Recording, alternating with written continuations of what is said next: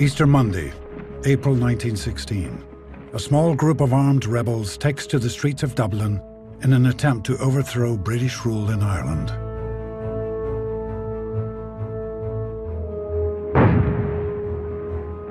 At this time, Britain is fighting an epic war against Germany. Its army of millions, including 200,000 Irishmen, suffering casualties in the fields of Europe on a scale never seen before.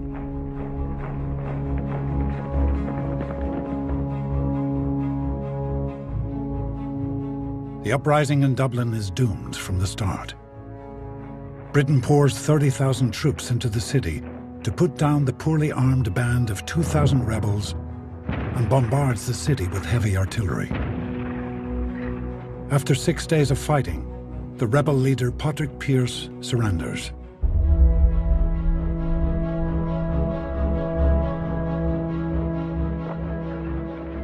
As the smoke clears from the city, the immediate cost is clear. 65 rebels and 140 British troops are dead. But by far the largest group of casualties are Dublin civilians. At least 300 men, women and children have lost their lives.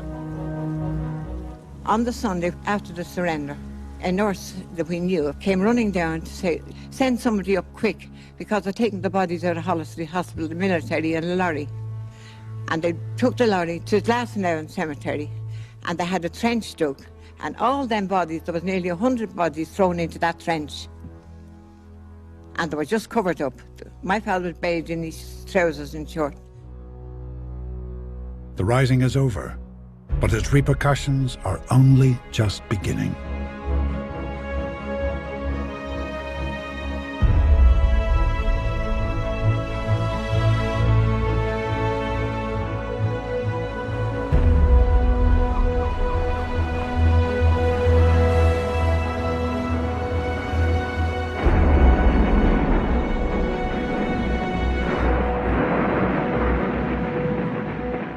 The first effect of the rising is that Dublin was absolutely devastated.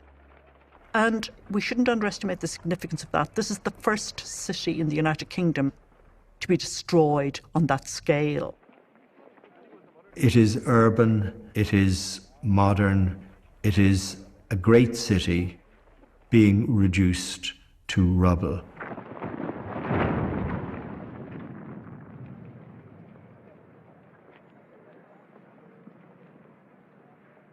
The end of the rising, obviously, was a huge disappointment to many of the volunteers and to their commandants. When they were gathered up after the surrender, there was a great deal of humiliation and there was some casual cruelty. We were kept all night under the supervision of Captain Lee Wilson.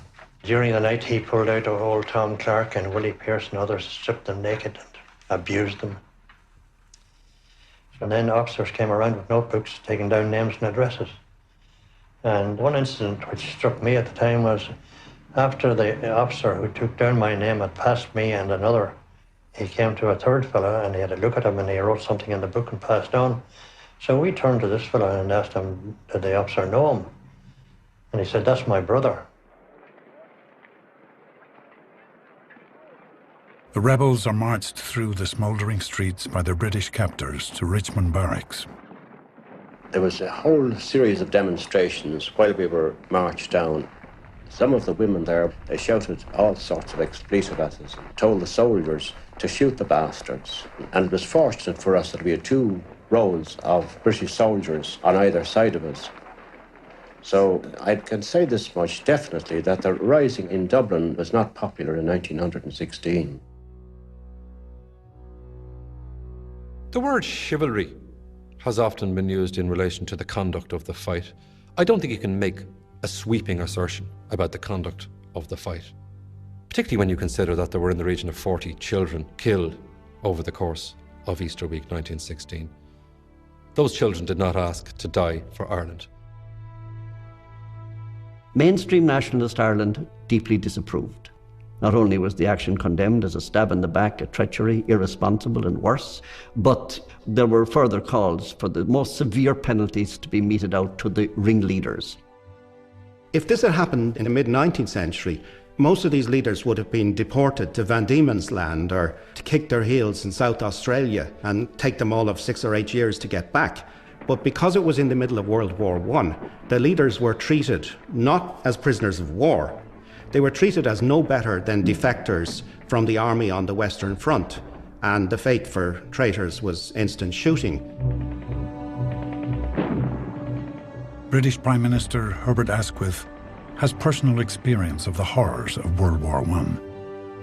Asquith's eldest son, his most brilliant son, Raymond, he was killed in the Great War. Many of his cabinet ministers had lost sons by 1916. And therefore, what's the execution of the Irish leaders in 1916? When people are being killed, there are hundreds, there are thousands every day. And that, I think, it coarsens the British reaction to 1916. It blunts their political antennae.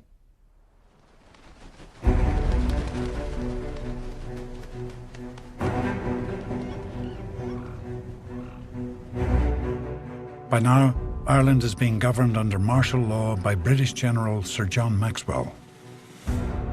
Maxwell is in no mood for mercy.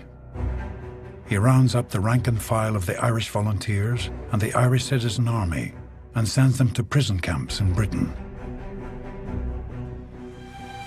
The leaders face a more extreme punishment. They will be court-martialed. The punishment for a guilty verdict will be death. The first to be court-martialed are Padraig Pearse, Tom Clarke, and Tomás McDonagh. All three are found guilty and sentenced to death by firing squad. Transferred to Dublin's notorious Kilmainham jail, they are informed that they will be shot at dawn.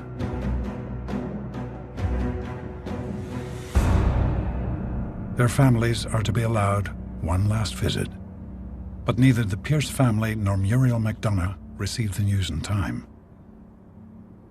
A Capuchin priest, Father Aloysius, is allowed to visit. The bare cell was lighted from a candle at a small opening in the cell wall. I had barely light to read the ritual, but the man, Pearse, as he lifted up to receive his God, seemed to beam with light. The same description would apply to Tomás McDonagh.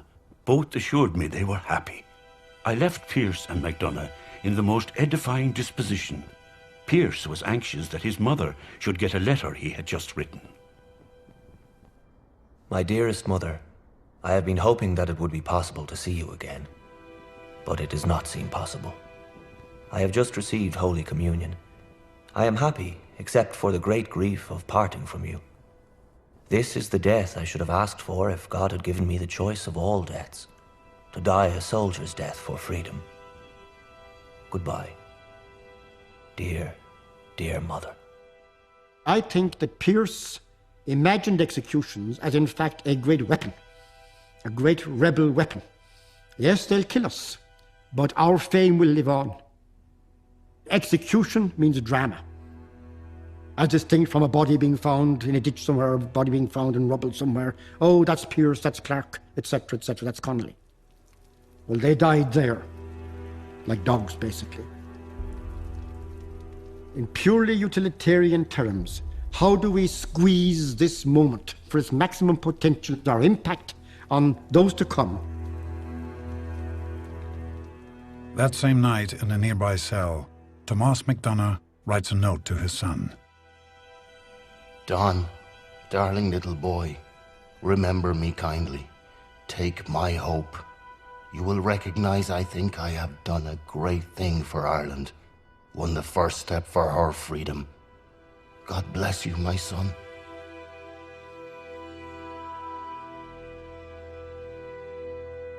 Only Tom Clarke's wife, Kathleen, herself a prisoner in Dublin Castle, gets there in time. We got about an hour. Well, even then we didn't talk about anything about ourselves. We talked about the future and the future of the country. And he said, all of us are going out tonight. He said, believe that we have saved the soul of Ireland, that we have struck the first successful blow to freedom, and that freedom is coming. But between this and freedom, he said, Ireland will go through hell. But he said, Ireland will never lie down again. 3 days after the rising, the British authorities announced that 3 leaders, Clark, MacDonagh and Pearse, had been executed. In the following days, the executions continue. On Wednesday the 4th, Edward Daly, Michael O'Hanrahan, Joseph Mary Plunkett, and Pearse's younger brother, Willie, faced the firing squad. The process is efficient, for want of a better expression. They're led down to a corridor that leads into the stonebreaker's yard. They're blindfolded. The white target is pinned to their chest, and then they're led out, where there will be 2 rows of British Army marksmen, some with real bullets, others with not, ready on a visual symbol to fire and to execute the prisoner. On May 5th, Major John McBride's execution is witnessed by Capuchin Father Augustine. I gripped the hand of Major John McBride and entered the yard where the firing squad of 12 is already waiting with loaded rifles.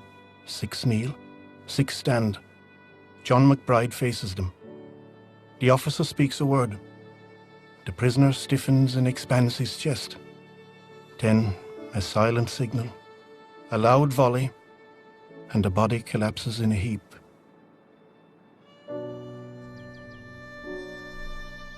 "8th of May, 4 more executions.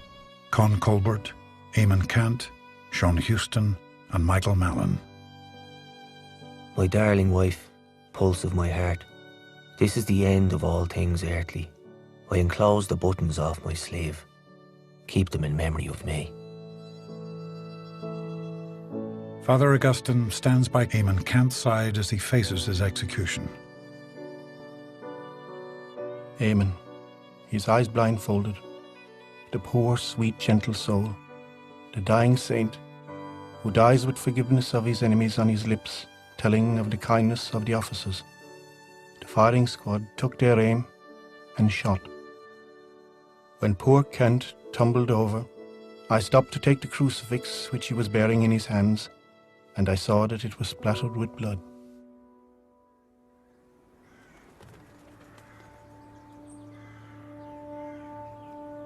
Machiavelli used to always say, if you had bad news, you should get it all over in one go.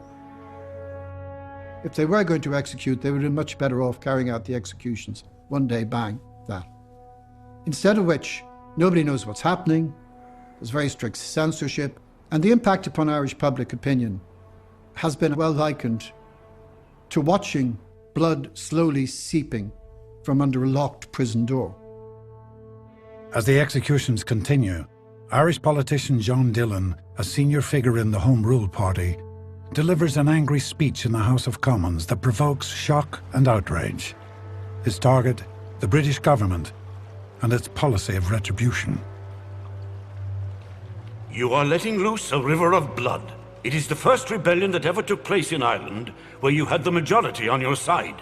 It is not murderers who are being executed, it is insurgents who have fought a clean fight, a brave fight, however misguided. With Irish and international pressure mounting, many rebels, including 3 prominent leaders, Eamon de Valera, Countess Markievicz, and W.T. Cosgrave, are taken off the execution list. For the 2 remaining signatories of the proclamation, however, there will be no mercy. On the 11th of May, James Connolly and Sean McDiarmid are court-martialed and sentenced to death by firing squad. My dearest brothers and sisters, I'd love to clasp the hand of each of you. The cause for which I die has been rebaptized during the past week by the blood of as good as men as ever trod God's earth. And should I not feel justly proud to be numbered amongst them? Feel a lasting pride at my death? I die that the Irish nation may live. Goodbye. Sean. James Connolly is still in the Red Cross Hospital in Dublin Castle, being treated for his wounds. About midnight, Connolly's wife, Lily, and daughter, Nora, are brought to see him. We got ready and we went down. We were taken in an army lorry coming down through O'Connell Street, and all the still smelled burning, you know, they still got that horrible smell of burning. So when we got into my father, he said, "Well, Lily," he said, "I suppose you know what this means." I said, "Oh, no. Oh, no, not that." He said, "Yes, Lily." She broke down then and she said, "But your beautiful life, James." She said, "Your beautiful life." And he said, "Wasn't it a full life, Lily, and isn't this a good end?" And she still cried. So he says, "Look, Lily, please don't cry." He says, "You'll unman me." So she tried to control herself. I was trying to control myself too. And we was trying to plan our life for him after he was gone. And then they told us time was up and we'd have to go. He was to be shot at dawn, you see. On May the 12th, James Connolly and Sean McDiarmid become the last of the leaders to be shot. We went to see Father Aloysius, who was with him. And he said before he died, I asked him would he say a prayer for the men who are about to shoot him. And he said, "I'll say a prayer for all brave men who do their duty."